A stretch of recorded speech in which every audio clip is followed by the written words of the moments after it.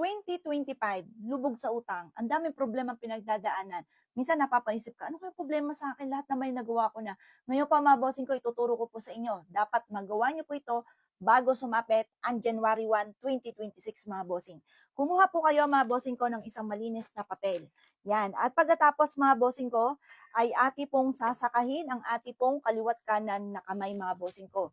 Ayan, teka lang po ha, sasakahin ko muna dito mga bossing ko, kaliwat kanan.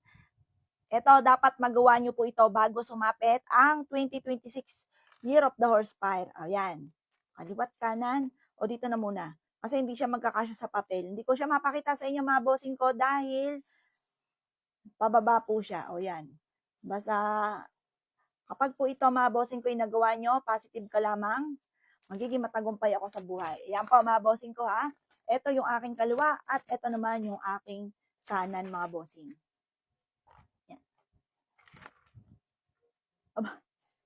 Yan. Ganito na po gawin po ninyo, kabilaan mga boss. Parang naano tuloy ako mga bossing ko kasi ginagawa ko, 2 papel po siya kada taon. Pero, yes, makatuloy. Ngayon pa mga bossing ko, tingnan nyo po ito. Di ba, dinrawing ko siya ganyan. Bumakas po siya. Ito yung sa kaliwa ko, panaktong panakto. Tapos ito naman, yung karugtong dito naman sa kanan. Oh, mga boss, bonggang-bongga. Ngayon pa mga bossing ko, isulat nyo na po yan ha. Sa umaga nyo to gagawin. Kapag napanood nyo to, gawin nyo na po ito kagad. Pagkatapos, isulat nyo ang numerong ito. Ito mga bossing kong numerong ito ang susulat ninyo.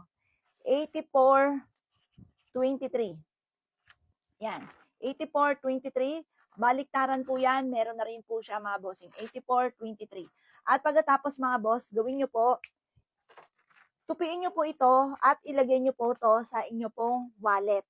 Tapos ibulong nyo po dito, sabihin nyo, inaalis nyo lahat ang kamalasan nyo at huwag na muling babalik pa at puro swerte lamang ang welcome sa inyo pong pitaka. Inaalis nyo na lahat ang kamalasan po ninyo. Ilagay sa wallet po ninyo ito. At bago sumapit mga bossing ko, ang January 1 mga bossing ko ng 2026, dapat mga bossing ko, 31 pa lang ng umaga ng alas 7 ng umaga, sunugin nyo na po ito. Sabihin nyo po, tinatapon ko na lahat ng kamalasan ko at huwag ka na muling babalik pa. Yung problema nyo lagi tungkol sa usapin ng pera, na parang kahit anong gawin kayo, di ba may mga ganon? Kaya kailangan natin ng mga alternative na mga pamamaraan. Yung bang tipo mga bossing kasi minsan, kahit masipag at matyaga tayo, nadadali pa rin ang mga kamalasan. Para po hindi na natin pagdaanan po yung mga problemang ganyan, ay magawa nyo po yung mga gantong alternative na mga pamamaraan. Ito po, susunugin nyo, tapos sabihin nyo, kiniklaim ko na ang swerte. Mainam na magawa nyo po ito. Bago sumapit ang January 1 mga bossing ko, yung masunog nyo na po yan, kasi hihigop ito ng negative energy sa inyo pong pitaka, na siya nagiging dahilan kung bakit lagi kang walang pera, lagi kang nalulubog sa mga pagkakautang. O paano mga bossing, gawin nyo po ito. Pero syempre mga bossing ko, huwag kang aasa dito. Kailangan masipag at matyaga ka.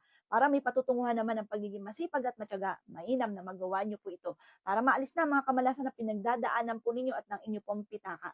O paano mga bossing? Good luck po sa inyo po lahat.